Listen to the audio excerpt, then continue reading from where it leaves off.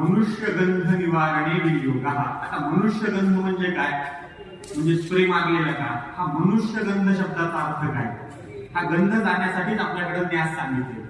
हा गंध काय आहे तर मनुष्याची मूलतः प्रकृती ही कशी आहे तर शास्त्र सांगतं त्रिगुणात्मिका सगळे जग आहे, पण मनुष्याची प्रकृती देव मनुष्य आणि राक्षस ह्याच्यात जर पाहिलं रजोगुणी मनुष्य पापाचरणाची सहज प्रवृत्ती माणसाची असते. डास मारण्यासाठी काही सायास करावा लागत नाही, सहज डास मारतो. पण डास मार आपला सख्खा भावामध्ये जेवढे प्राणी आहेत तेवढेच त्या डासामध्ये, पण आपण सख्खा भावाला मारत नाही पण डासाला मारतो.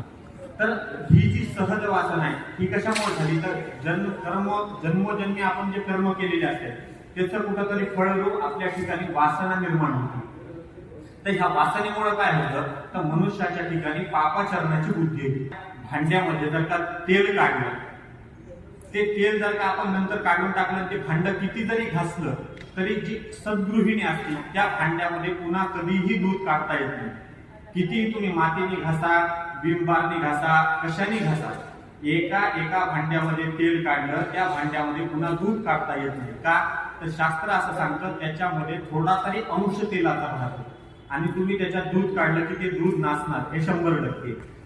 दूध तेल जरी डोळ्याला दिसत नसलं तरी तेलाची सुप्त अवस्था त्या भांड्यामध्ये आहे.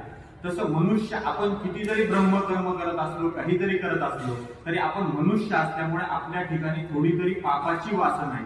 ही पापाची वासना नष्ट होण्यासाठी आपल्याकडे न्यासाचे क्रम सांगितले. ओम स्वस्ति.